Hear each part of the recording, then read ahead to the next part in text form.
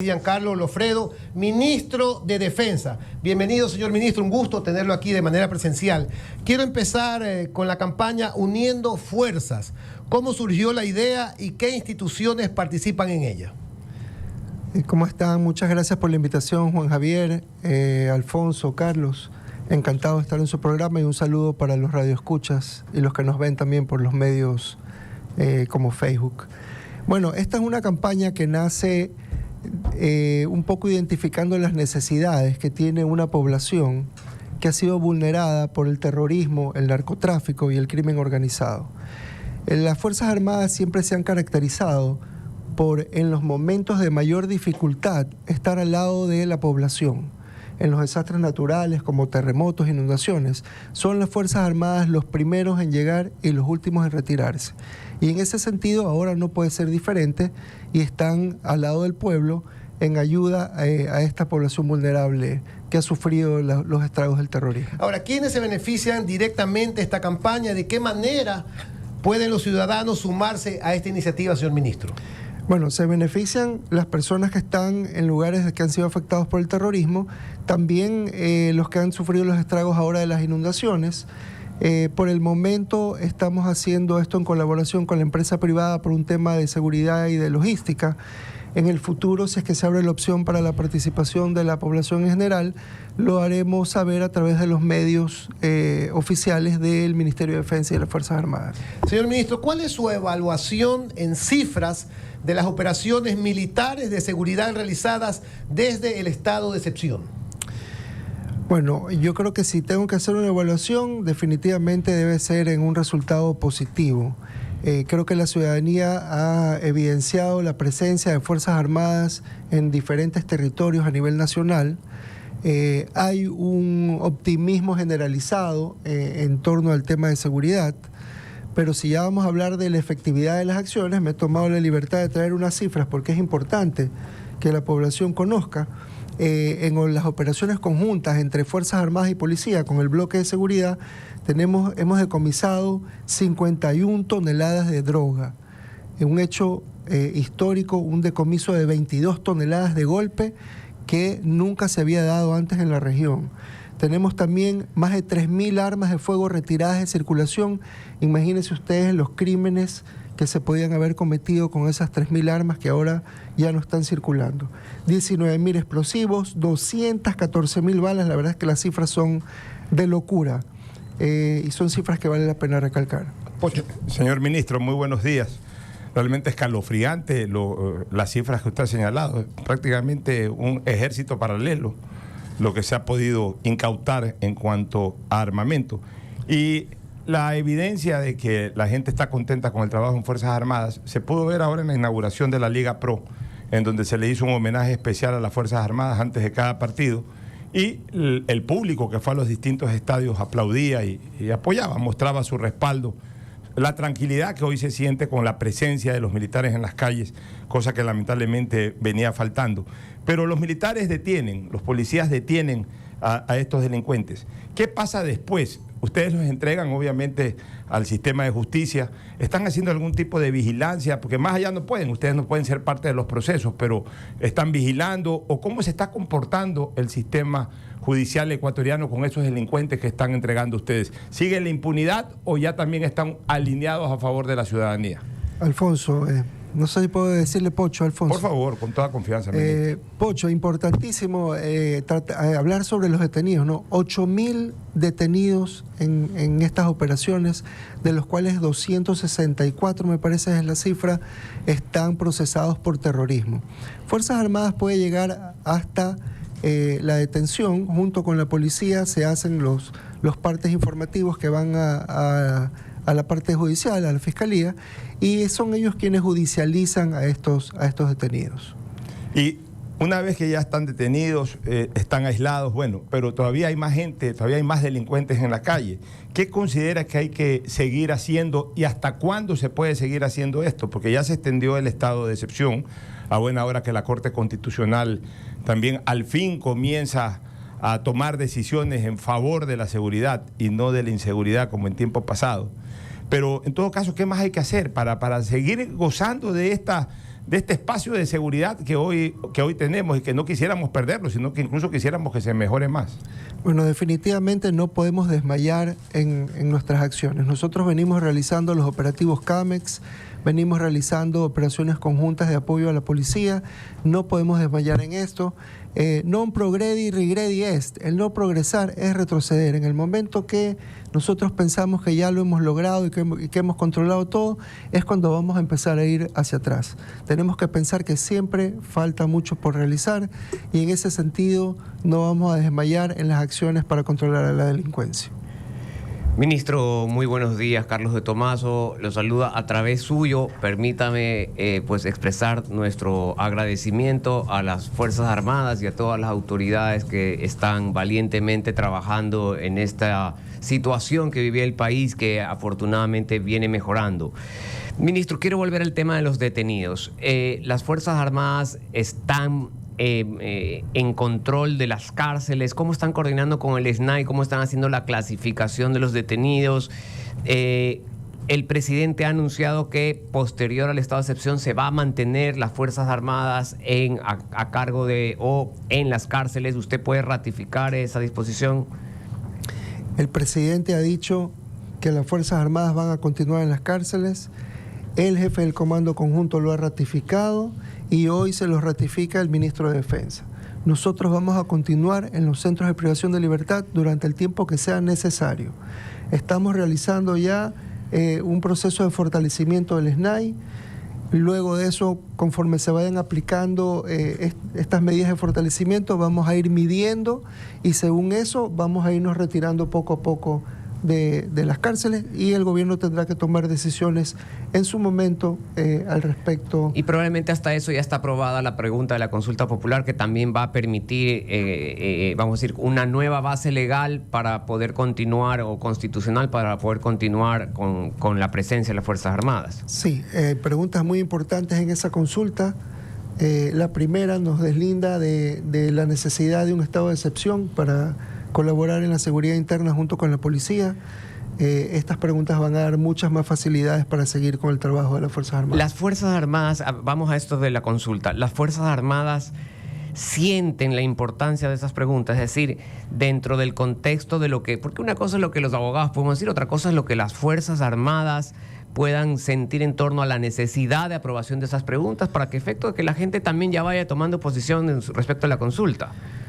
Carlos, no solo la sienten, algo que tal vez la gente no conoce y va a ser primicia aquí. Fuimos parte de el proceso de elaboración de las preguntas, porque siempre las mismas Fuerzas Armadas sintieron la necesidad de poder dar este apoyo y esta protección a la ciudadanía. Y desde ese punto de vista fueron proactivos en el tema de la creación de las preguntas. Bueno, eso es importantísimo conocer para efectos del apoyo a esas preguntas. Ministro, en torno a hemos hecho ya una primera etapa de este Plan Fénix. No queremos obviamente que bajen estos operativos conjuntos, esta ubicación de las distintas élites o núcleos de las bandas terroristas. ¿Cuál es esta segunda o esta siguiente etapa del Plan Fénix?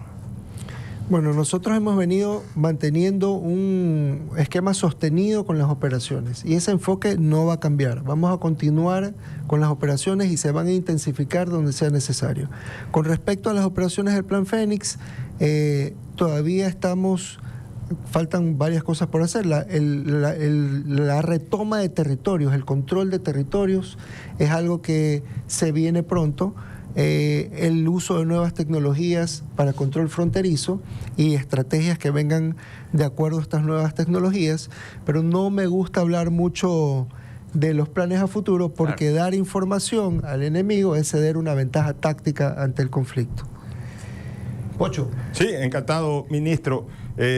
Una pregunta que es importante. ¿Qué ha pasado con los miles de detenidos que ya han sido puestos a orden de la justicia, por un lado?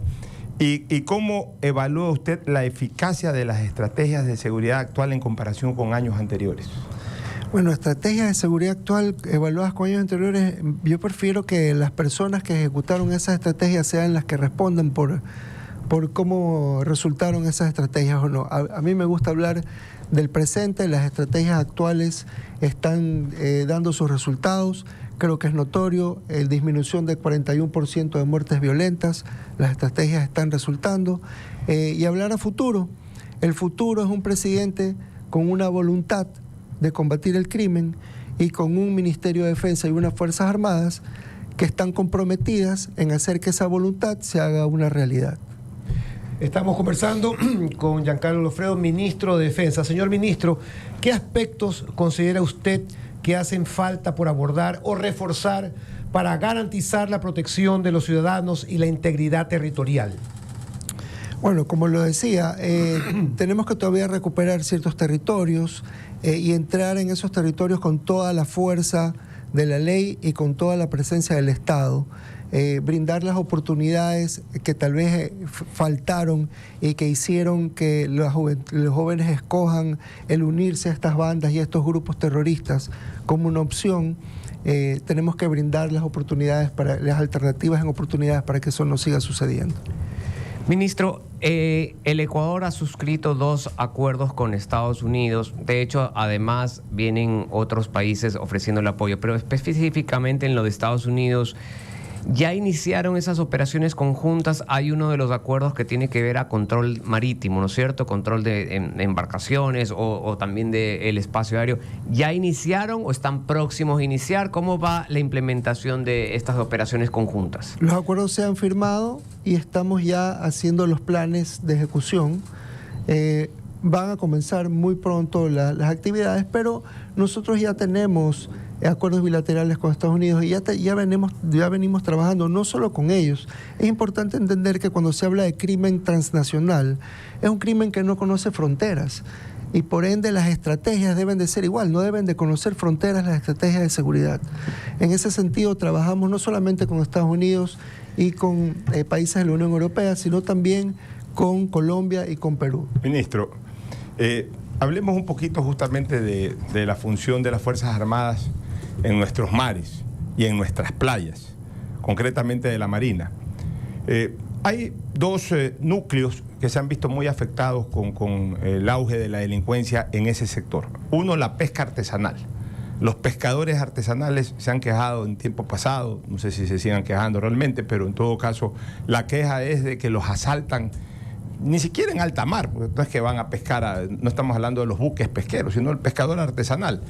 A pocas millas de la costa los asaltan, se les llevan sus motores fuera de borda, hasta los productos de la pesca, algunos hasta los asesinan en alta mar, etc. Esa es una queja. Y la otra queja, los propios bañistas, ahora que estamos en temporada. Usted sabe que Ecuador tiene lindas playas, comencemos por Esmeraldas, Manabí, que tiene playas hermosas, que en alguna ocasión salió la noticia de que los vacunadores estaban hasta cobrando a la gente por usar las playas de Santa Elena, las playas de la provincia del Guayas, que concretamente ahora playas, Pozoras, etc. Perdón, un pesquero me dice que los barcos grandes también asaltan. Y los barcos grandes también son asaltados. La Marina está ahora actuando más determinantemente, es decir, ya se ve más presencia de marinos, por ejemplo, en las playas para custodiar, para proteger a los bañistas y dentro del mar para proteger a los pescadores. Bueno, definitivamente aún nos falta bastante por hacer, pero en el tema específico del control de nuestro mar territorial, tenemos ya nuevas tecnologías que vamos a implementar dentro de muy poco para fortalecer la seguridad. Está comprometida nuestras Fuerzas Armadas, nuestra Marina, con el control de nuestro mar territorial. Se dan muchos operativos, hemos incautado mucha droga en semisumergibles y el control a estas zonas pesqueras se va a realizar precisamente por las zonas de influencia en donde van a estar los pescadores. Va a haber patrullaje con lanchas guardacostas. Todo esto son proyectos que se están ya implementando mientras estamos conversando.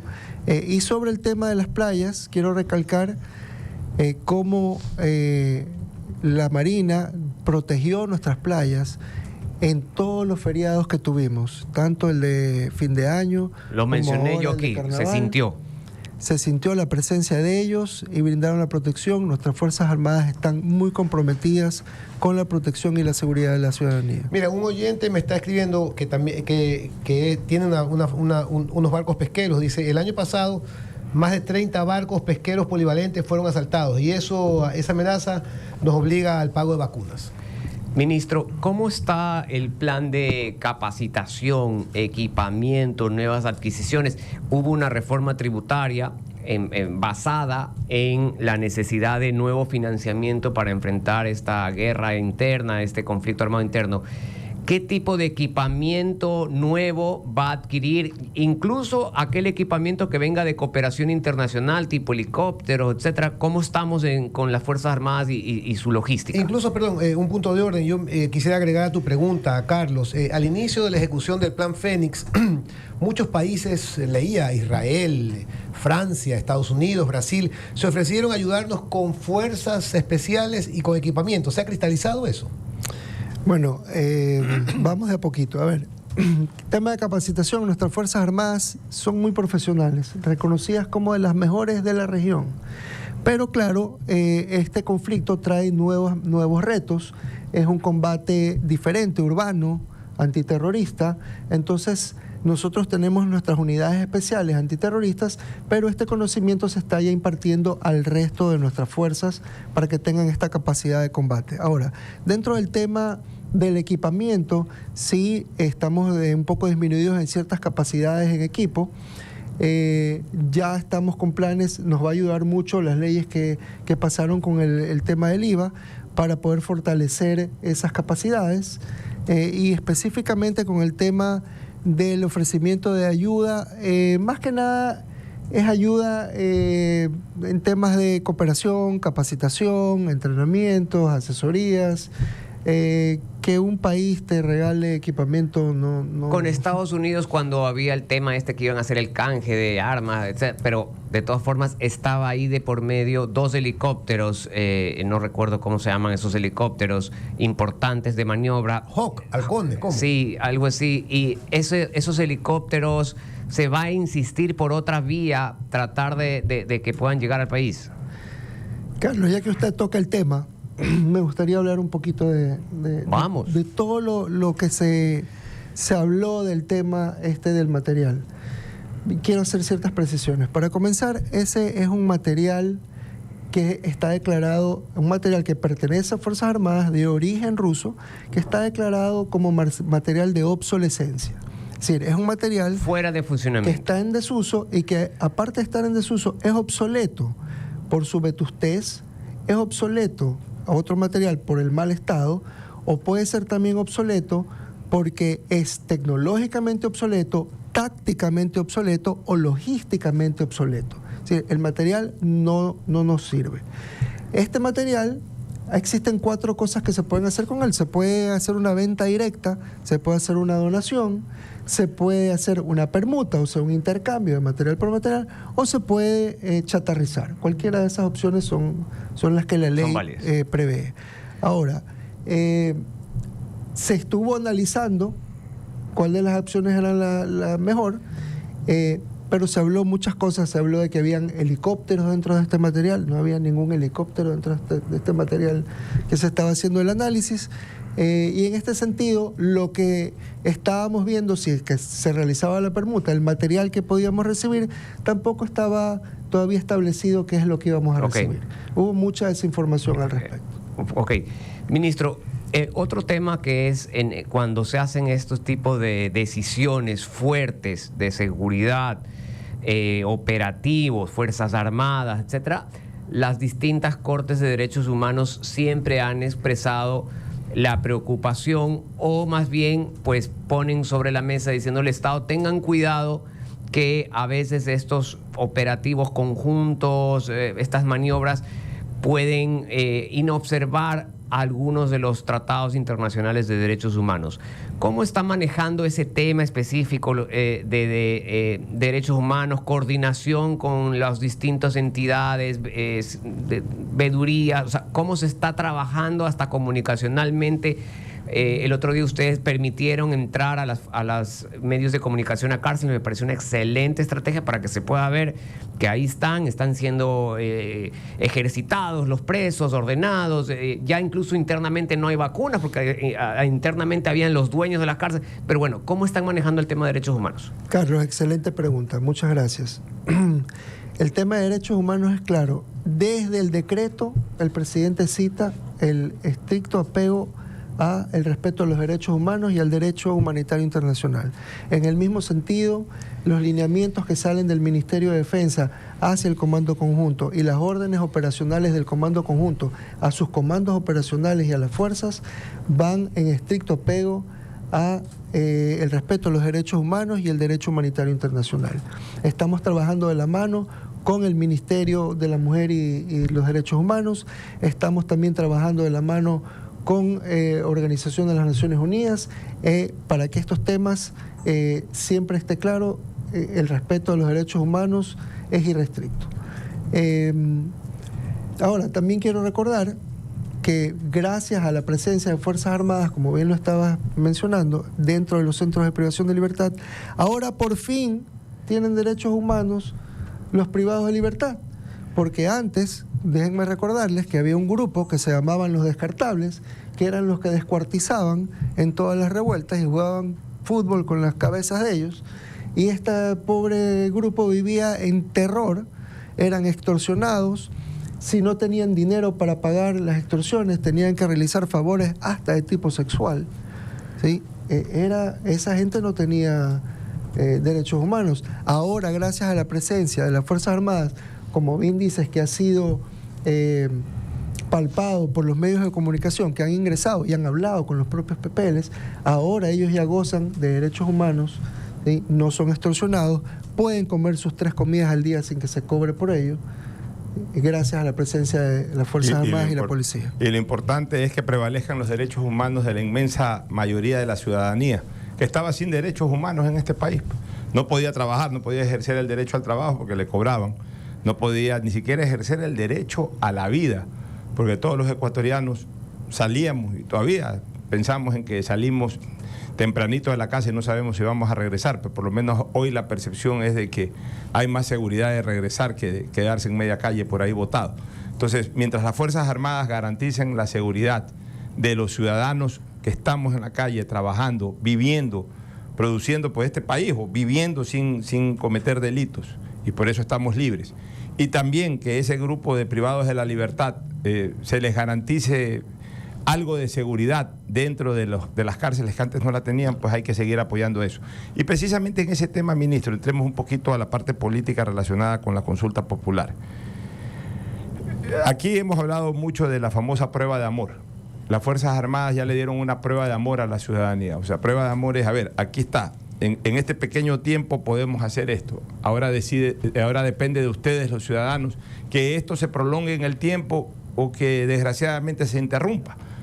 La votación a favor de que ya las Fuerzas Armadas puedan en un momento determinado tomar una decisión más prolongada en su participación en favor de la ciudadanía es vital.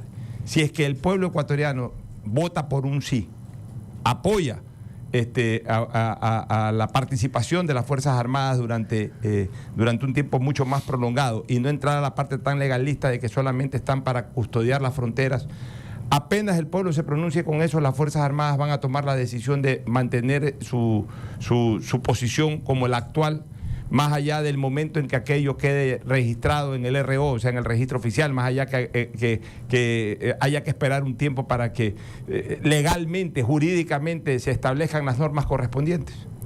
Las Fuerzas Armadas están comprometidas desde el Comando Conjunto hasta el último soldado a estar del lado correcto de la historia, del lado de los ciudadanos y del lado del bien. Ese compromiso también se los reitero yo como ministro de Defensa. Por eso no tengan duda.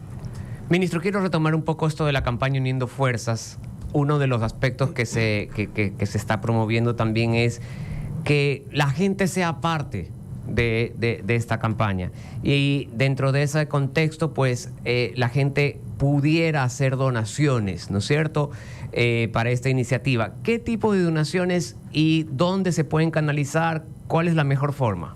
Bueno, por el momento, por un tema de seguridad y de logística, solo estamos haciendo esto con empresa privada. Estamos recibiendo donaciones de la empresa privada. Directamente coordinando con la logística con ellos. Sí, directamente Ok. con ellos. En un futuro probablemente veamos mecanismos para que la población que quiera colaborar lo pueda hacer. Lo haremos a través, lo informaremos a través de los canales del Ministerio de Defensa y de Fuerzas Armadas. Ok. ¿Cómo está ustedes están participando en la logística de ayuda a las personas damnificadas por el invierno, o lo está haciendo la Secretaría de Riesgos? ¿Cómo está esa coordinación? Bueno, siempre Fuerzas Armadas siempre ha colaborado en estos temas, ¿no? Secretaría de Riesgo está coordinando, pero Fuerzas Armadas colabora siempre con los medios logísticos, con el material humano, para ayuda a todos los damnificados. Ministro, ¿cómo ha sentido usted en la cartera de Estado que le corresponde en este momento estar? ¿Cómo ha sentido usted su vínculo con las Fuerzas Armadas a pesar de no ser usted un hombre de uniforme? Porque siempre se habló que para ser ministro de Defensa hay que haber sido un militar en servicio pasivo, que conoce obviamente la intimidad de las Fuerzas Armadas, etcétera. ¿Aquí alguna vez confundieron el criterio de que de repente sea una persona extraña a las Fuerzas Armadas? Entonces pusieron poetas, pusieron literatos o literatas a gobernar las Fuerzas Armadas. En este caso, usted es una persona entendida en materia de seguridad, pero nunca ha sido militar. ¿Eso en algún momento causó algún cortocircuito o desde el primer día las Fuerzas Armadas tuvieron apertura de recibirlo y apoyarlo? Mire, yo creo que precisamente esta ha sido una de mis mayores fortalezas. El poder, el ser ciudadano y entender la necesidad del ciudadano, el tener el mismo temor de no saber si mi familia va a regresar o no a la casa, es lo que me hace tener esta convicción de apoyo a la ciudadanía en este nuevo rol de Fuerzas Armadas. El Comando Conjunto a mí me ha recibido con los brazos abiertos. Tenemos una gran relación con mi Dream Team, yo le llamo así, al equipo que se formó con el Comando Conjunto. Es un liderazgo diferente, un liderazgo de una comunicación de dos vías.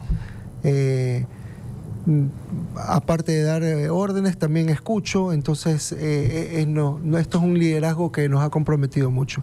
Y de paso, el tener dos civiles en las carteras principales, como el Ministerio del Interior y el Ministerio de Defensa, también es lo que ha logrado esta unión y la formación del bloque de seguridad, el dejar a un lado las competitividades que podían haber existido en algún momento, y tener una real colaboración y un real trabajo conjunto de Fuerzas Armadas y Policía. Es que es importante lo que usted señala, ministro, porque finalmente se conectaron dos visiones. Y ya no solamente quedó solamente en la visión militar, es decir, el ministro de Defensa militar con los militares tenían una sola visión, la del militar. ¿Cuál era la visión del militar? Controlar fronteras, defender la integridad nacional desde el punto de vista de una agresión externa. En cambio, ahora que necesitábamos los ciudadanos el refuerzo de los militares, se conectó la autoridad civil con la autoridad militar y creo que ha logrado buenos resultados. Yo tengo de mi parte, ministro, una pregunta más. Una de las labores fundamentales de las Fuerzas Armadas es el control de fronteras, ¿no es cierto? Especialmente quisiera hablar de la frontera terrestre, ¿no? Dicen que por ahí hay muchos pasos de droga, de gente, etcétera. ¿Cuál es la estrategia para volver a tener control de esa frontera terrestre? La estrategia terrestre es muy compleja, tiene muchos retos por el terreno agreste selvático. Los radares Tantos pasos clandestinos que hay también. Los radares son complicados de operar en esos lugares, pero ya tenemos estrategias con tecnologías apropiadas para el terreno. No me gusta estar hablando mucho de los planes. Pero va a ser a base del uso de tecnología. Sí, a base del uso de tecnología. Y a propósito del tema radares, estos radares que en algún momento fueron destruidos, me parece que era en Manta, en Montecristi, están en proceso de nuevamente adquirirse varios de estos equipos para efectos de controles. Bueno, el radar de Montecristi ya está en un tema de seguro. Ya hemos movido eso ahí, ya está caminando para la reparación. Y sí, vamos Una buena noticia eso. no solo que va a funcionar ese radar, sino que vamos a tener más tecnología para el control de todo el espacio marítimo. Perfecto. Yo tengo una última inquietud, señor ministro. El día después, ¿hasta cuándo estarán las Fuerzas Armadas en las cárceles del país? ¿Y qué pasa el día después? Las Fuerzas Armadas van a estar el tiempo que sea necesario. Lo dijo el presidente, lo dijo el jefe del Comando Conjunto y lo ratifico yo como ministro de Defensa. Van a estar el tiempo que sea necesario. Los procesos de fortalecimiento del SNAI ya están comenzando. Conforme esos procesos empiecen a implementarse, iremos midiendo cuánto podemos retirarnos y en qué papel podemos seguir ejerciendo parte del control de los centros de privación de libertad. Lo importante, ministro, a propósito de lo que ocurrió con el radar en Montecristi, siempre hubo la duda, porque resulta que todos los que estaban de guardia se fueron al baño al mismo momento y explotó ese radar. O sea, desgraciadamente, y usted sabe cómo es la mafia, cómo son los grupos organizados, se terminan infiltrando en la fuerza pública, en la policía, en las fuerzas militares también. De hecho, hasta hace poco se determinó a un par de miembros de las Fuerzas Armadas que estaban también involucrados con la delincuencia organizada. El servicio de inteligencia de Fuerzas Armadas en este momento se está blindando de tal manera que no solamente descubre actos delincuenciales a la externa de filas, sino también a la interna. Pocho, excelente pregunta y quiero comentarle algo. Estos 2 miembros en servicio pasivo y 1 activo que fueron detenidos porque se hizo un operativo de inteligencia militar, el cual descubrió a estas personas y fue las mismas Fuerzas Armadas quienes los detuvieron y los pusieron a órdenes de la policía. Qué bueno, qué bueno. Bueno, muchísimas gracias, señor ministro, por darnos esta entrevista, tanto a Radio Centro 101.3, la plataforma de Centro Digital RTU, canal RTU y Vito TVO han sido parte de esta entrevista. Muchísimas gracias al ministro de sus palabras finales, ministro. Me quisiera mandar un saludo a todas las Fuerzas Armadas, decirles que tanto a activos como a pasivos, que tienen un ministro de Defensa que los apoya, que los respalda, y pedirle a la ciudadanía que continúe con el apoyo a las Fuerzas Armadas. Ese es el alimento del soldado. Las gracias, el buen trabajo, la palmada en la espalda, el reconocimiento. Es muy importante que la ciudadanía siga apoyando y siga con sus muestras, con sus gestos y sus muestras de cariño cada vez que los ven llegar a los territorios. Muchísimas gracias al ministro de Defensa, Giancarlo Lofero. Y también recordar, en las últimas encuestas, tanto de Sedatos como la Comunicaliza. La percepción del ecuatoriano acerca de las Fuerzas Armadas 92%. altísima. Y que quedó evidenciado, Juan Javier, No insisto, recuerdo yo una comparación ya, así. y quedó evidenciado, bueno, porque la gente estaba pidiendo eso. O sea, al final de cuentas, aquí pedíamos todos los días que las Fuerzas Armadas ya tengan una participación más activa, que ya estábamos desesperados de saber que estaban en cuarteles, mientras en las calles la policía era insuficiente en número y todo eso para poder contrarrestar. Y quedó evidenciado este acto que me pareció maravilloso, me imagino liderado por la Liga Pro, de que en todos los partidos de fútbol hubo este reconocimiento y la reacción de la gente, porque el acto pudo haberse dado y la gente pudo haber estado impasiva ahí, sin darle mayor importancia, pero la gente aplaudió, la gente apoyó. Y eso es muy importante porque ya se siente que hay un reconocimiento no solamente en encuestas, sino también en actos físicos.